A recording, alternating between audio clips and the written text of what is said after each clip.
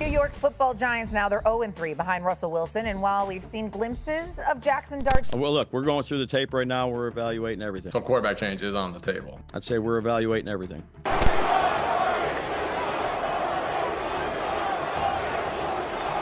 So picture this, it's 4th and goal, your career is literally on the line, the crowd is booing, the commentators have been asking, when is your rookie backup gonna start instead of you? And the entire football world is watching on Sunday Night Football. You drop back, scan the field for what feels like an eternity, and then you throw the ball away on 4th and goal. This wasn't a desperate heave to Malik Neighbors, this was Russell Wilson practically giving up. He literally just threw the ball away, surrendering without a fight. That's exactly what happened to Russell Wilson on Sunday night against the Kansas City Chiefs. And guys, I think we just witnessed the moment that effectively ended one of the most successful quarterback careers of the 2010s. But before we get into that soul-crushing play and how Russell Wilson's career is over, I want to talk about how did we even get here to begin with. It seemed like just yesterday I was making videos on how Russell Wilson felt like Pete Carroll was holding him back with his run-first offense and how he was chasing MVP. And now just a few years later, 5 very tumultuous years later, it seems like his career is effectively over. But hold on, is this even Russell Wilson's fault? Are the New York Giants making the right decision here? Remember, last year their starting quarterback was Daniel Jones. Brian Daboll gave up on Daniel Jones and now he's in Indianapolis looking like Peyton Manning reincarnated. So this raises the question, is this Russell Wilson's fault? Or is Brian Daboll the quarterback killer we never saw coming? Is starting Jackson Dart's the right move at this point,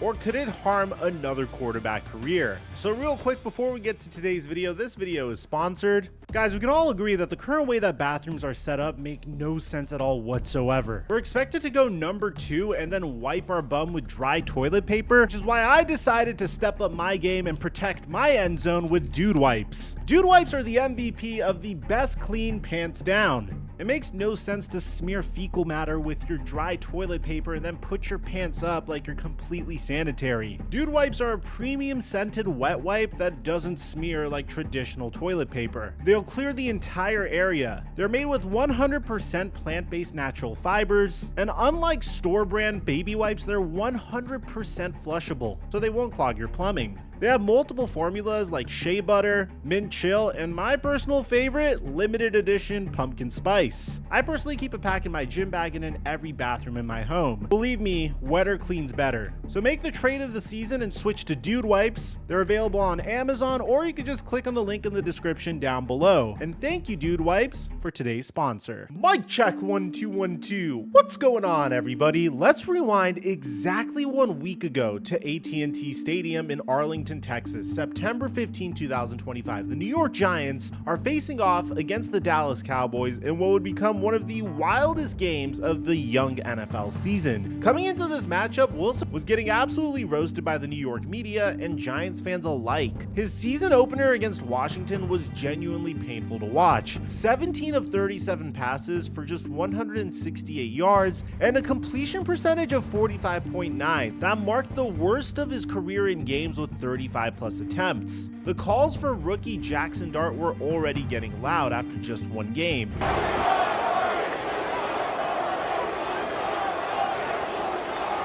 And head coach Brian Daboll was being deliberately coy about Wilson's job security. When asked directly about potentially benching Wilson, Daboll said, "We're going to get home and we're going to look at our game," which in coach speak is basically saying this guy is on thin ice. But then something magical happened in Dallas. Russell Wilson looked like the Russell Wilson we remembered from his Seattle days, the scrambling magician who could extend plays and drop absolute dimes downfield. He completed 30 of 41 passes for a career-high 450 yards and 3 touchdowns. That's not a typo. 450 yards was the most Russell Wilson had ever thrown for in a single game across his entire 13-year career. The performance was absolutely spectacular. Wilson connected on 7 completions of 20+ yards for 200 264 yards, the most deep passing yards by any quarterback in a game since at least 2016. He was dropping moon balls all over Jerry World, finding Malik Neighbors for 167 yards and 2 touchdowns, and connecting with Wan'Dale Robinson for 142 yards and another score. The Giants scored 37 points and nearly pulled off an upset win that would have silenced all of the doubters. Here's what made the performance even more impressive. This wasn't just Russell Wilson padding stats in garbage time. The Giants and the Cowboys combined for 41 points in the fourth quarter alone. Wilson led a comeback from a 17-16 deficit, capping it off with a 48-yard touchdown bomb to Neighbors with just 25 seconds left in regulation. The throw was vintage Russell Wilson, a high-arcing moonball that only his receiver could catch, placed perfectly over the defender's head. But then came the crushing reality check, because while Russell Wilson was celebrating his most prolific game statistically, the Dallas Cowboys were able to march down the field for a game-tying field goal, and in overtime, Wilson threw one of the most back-breaking interceptions you'll ever see. It was 2nd and 3, the Giants needed about 30 yards to get into field goal range, and Wilson threw a deep ball to absolutely nobody. The pass was intercepted by Donovan Wilson, and Dallas kicked the game-winning field goal just 4 plays later. So even in Wilson's best performance in years, he still found a way to snatch defeat from the jaws of victory. But hey, 450 yards is 450 yards, right? The narrative around Wilson completely flipped. Suddenly, he wasn't a washed-up quarterback on his 4th team in 5 years. He was a veteran still capable of elite play who just needed the right supporting cast. That narrative lasted about 7 days. So on September 22nd, 2025, MetLife Stadium, Sunday Night Football, the Giants are hosting the Kansas City Chiefs in a battle of 0-2 teams. This was supposed to be Russell Wilson's moment, his first primetime home game as a Giant, coming off of the best passing performance of his career. Instead, we got a performance that was so bad, so utterly deflating, that it might have ended Wilson's career as a starting quarterback in the NFL. The numbers alone tell the story: 18 of 32 for 160 yards, 0 touchdowns, 2 interceptions, and a quarterback rating of 39.6%. But those numbers don't capture the true horror of what we witnessed. This wasn't just a bad game, this was a complete and total breakdown of everything that once made Russell Wilson great. The Chiefs came into this game with the league's highest blitz rate at 48.5%, and they dialed up the pressure all night long. Wilson, who built his career on escaping pressure and making magic happen outside the pocket, looked completely helpless. When pressured this season, Russell Wilson has completed just 40.7% of his passes with a 24.3% success rate. But the most damning moment came with 2 minutes and 31 seconds left in the fourth quarter. The New York Giants were trailing 22-9. Russell Wilson is literally on the goal line. On 1st and goal, he drops back, is looking, then throws the ball away. On 2nd and goal, they decide to run a quick draw to get Russell Wilson a little bit more yardage. And then on 3rd and goal, he drops back once again, looks, and throws the ball away once again. And then 4th and goal, your last opportunity to get into the end zone, once again, he throws the ball away. The performance was such a stark contrast to the week before that it almost seemed impossible. It's almost as if Russell Wilson performed really well because he went up against one of the worst defenses in the entire NFL. I mean, how else could you explain going from 450 yards and 3 touchdowns to 160 yards and 2 interceptions in the span of 7 days? But here's the thing about Russell Wilson that nobody wants to talk about. Sunday night's performance wasn't an anomaly. It was the continuation of a pattern that's been developing for years now. And if you look closely at Russ's career trajectory, the warning signs have been there all along. Let's go back to Denver, where Russell Wilson's decline really began. The Broncos traded 5 draft picks and 3 starters to the Seahawks for Wilson in March of 2022, then immediately signed him to a 5-year, $245 million extension. The expectation was simple: Wilson would return Denver to championship contention for the first time since Peyton Manning retired. What they got instead was 2 years of the most expensive mediocrity in NFL history, with a lot of cringy social media posts. Broncos country, let's ride. Broncos country, let's ride. Broncos country, let's ride.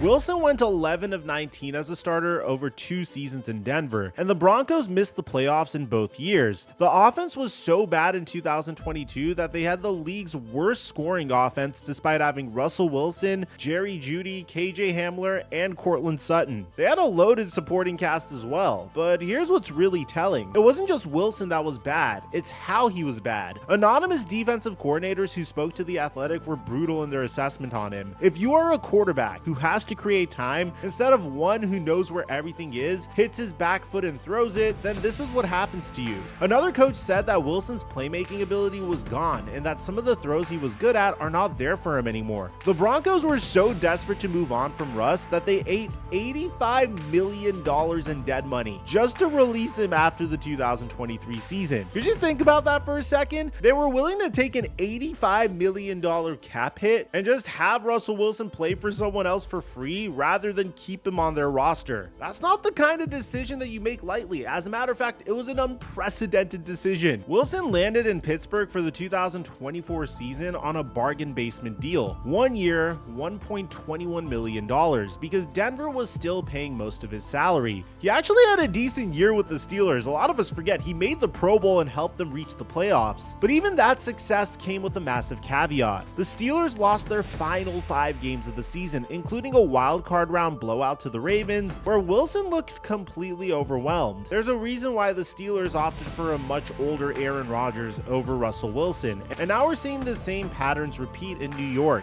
Wilson takes too many sacks because he holds on to the ball too long. He can't establish a consistent rhythm in the passing game. When the pressure gets turned up, literally and figuratively, he crumbles. The mobility and escapability that made him special for a decade are just gone, and without those tools, Wilson is just an aging quarterback who can't process information fast enough to succeed in today's NFL. But here's where the story gets really interesting. We haven't even discussed whether or not the Giants are making the right decision here. Because while Russell Wilson is potentially watching his career circle the drain in New York, there's another former New York castaway that's currently having the time of his life just a few hundred miles away in Indianapolis. And that quarterback's name is Daniel Jones. The same Daniel Jones who was benched by the Giants in week 12 of last season. The same Daniel Jones who was released by New York despite being owed $160 million on his contract extension. The same Daniel Jones who Giants fans couldn't wait to get rid of is currently undefeated as the Colts starting quarterback and looking like a completely different player. Through 3 games in Indianapolis, Daniel Jones is 3-0 with an 85 overall PFF grade, 5th among all quarterbacks with 30 or more dropbacks, and he's completed 63 of his 85 passes for 855 yards, 3 passing touchdowns, and 5 rushing touchdowns, all while throwing 0 interceptions. The Colts are averaging 30.7 points per game with Jones under center, and he's leading the league in yards per attempt at 9.3, a number that would shatter his previous career high of 6.8. His QBR of 80.8 is the highest of his career by a massive margin. The same quarterback who looked lost and overwhelmed in New York is now being called Indiana Jones by Colts fans. How is this possible? How does a quarterback go from being benched and released to looking like a legitimate MVP candidate in the span of 8 months? The answer is coaching scheme and supporting cast. Shane Steichen in Indianapolis has designed an offense that plays to Jones's strengths. Quick decision making, intermediate throws, and designed runs that utilize his athleticism. The Colts offensive line ranks 2nd in pass blocking grade, giving Jones clean pockets to work from. They've got Jonathan Taylor healthy in the backfield and a receiving core that's creating separation consistently. Compare that to what Wilson is dealing with in New York, a patchwork offensive line, receivers who can't get separation consistently unless if they happen to be Malik Neighbors and sometimes Wan'Dale Robinson, and a running game that ranks near the bottom of the league. The Giants have scored touchdowns on just 20% of their red zone possessions this season, compared to the Colts who are converting at nearly twice that rate with Jones.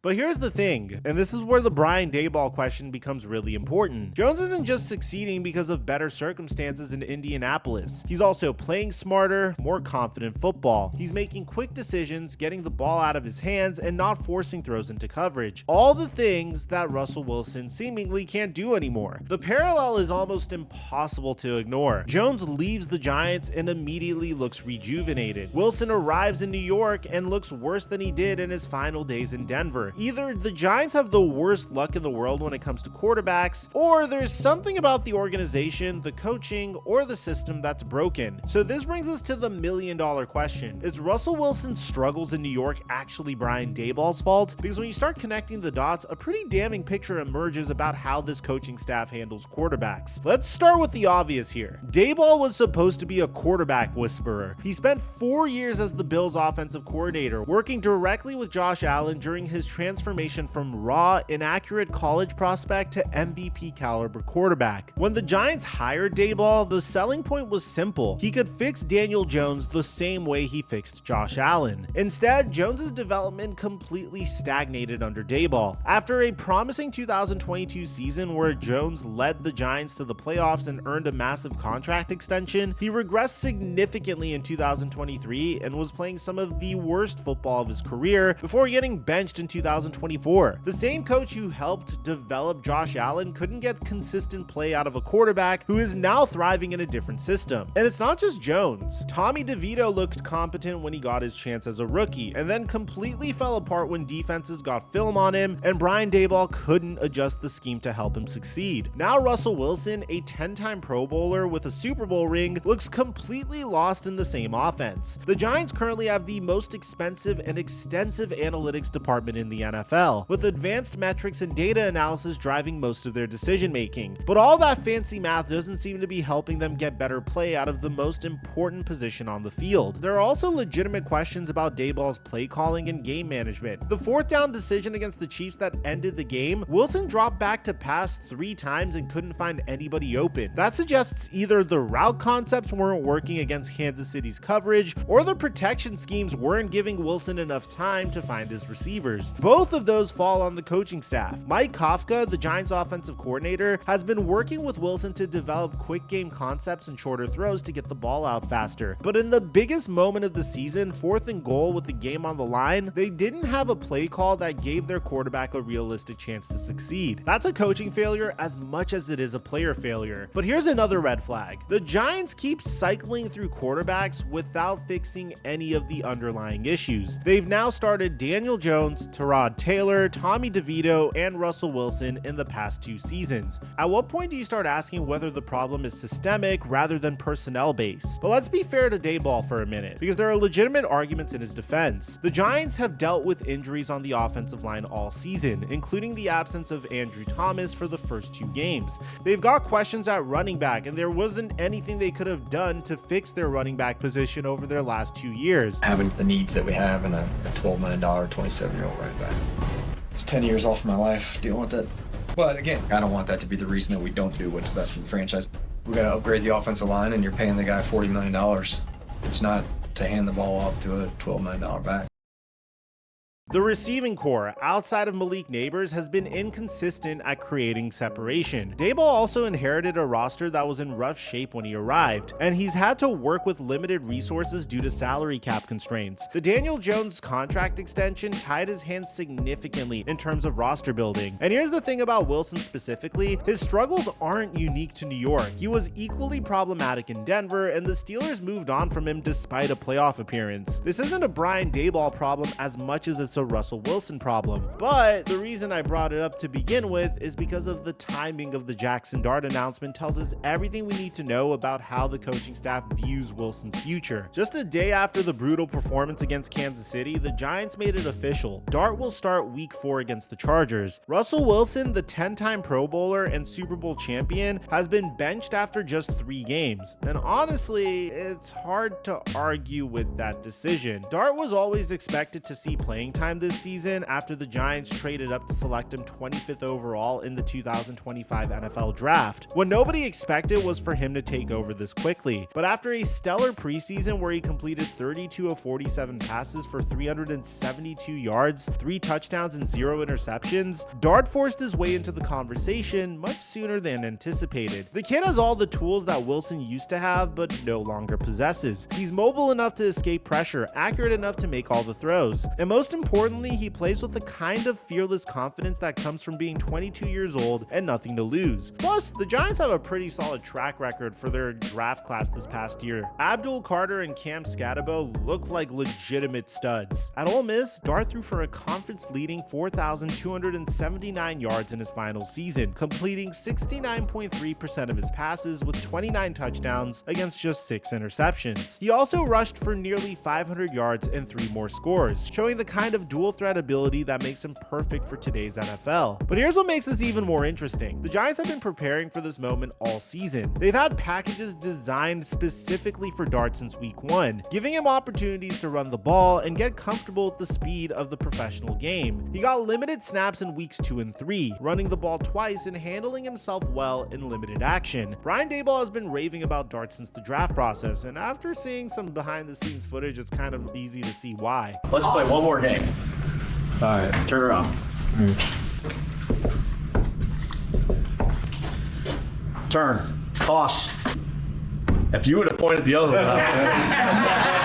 The comparison that keeps getting made is to Patrick Mahomes, who sat behind Alex Smith for most of his rookie season before taking over and never looking back. The Chiefs were patient with Mahomes' development, giving him time to learn the system and adjust to the NFL speed before throwing him into the fire. The Giants were planning to do the same thing with Dart, but Wilson's struggles have accelerated that timeline significantly. The question is whether or not this is the right decision. Jackson Dart is essentially being placed in the same exact situation as Russell Wilson is, behind a patchwork offensive line with no running game at all whatsoever, and not really the greatest offensive schemes either. On top of that, the Giants have one of the most difficult schedules in the entire NFL, but we're gonna wait and see how Jackson Dart performs before we speculate on his future. So here we are. Russell Wilson, once one of the most dynamic and successful QBs in the NFL, has been moved on by his 4th team in 5 years. The same player who led the Seahawks to 2 Super Bowl appearances and won one of them is now watching a 22-year-old rookie take his job after 3 games. It's a stunning fall from grace that few people saw coming. Even his harshest critics expected Wilson to at least be competent in New York. Instead, he's looked like a shell of his former self, unable to make the plays that defined his career for over a decade. The numbers are damning. Russell Wilson has completed 56.8% of his passes for 778 yards, 3 touchdowns, and 3 interceptions through 3 games. His QB rating of 69.8 would be the worst of his career if the season ended today. More importantly, he's leading an offense that has the worst success rate in the red zone. But it's not just the statistics that tell the story of Wilson's decline. It's the eye test. He looks slow, indecisive, and completely uncomfortable in the pocket. The escapability that made him special is gone. The deep ball accuracy that was his calling card is inconsistent. The leadership and confidence that carried him through his prime years has been replaced by hesitation and uncertainty. The Wilson era has been effectively ended with a whimper as opposed to a bang. There was no heroic final drive, no vintage scrambling touchdown to cement his legacy, just a throwaway on 4th down while his own fans booed him mercilessly. It's not how anyone wanted to see a career of this caliber come to an end. Let me know what you guys think about this in the comment section down below. Aside from that, I'm your boy Mike,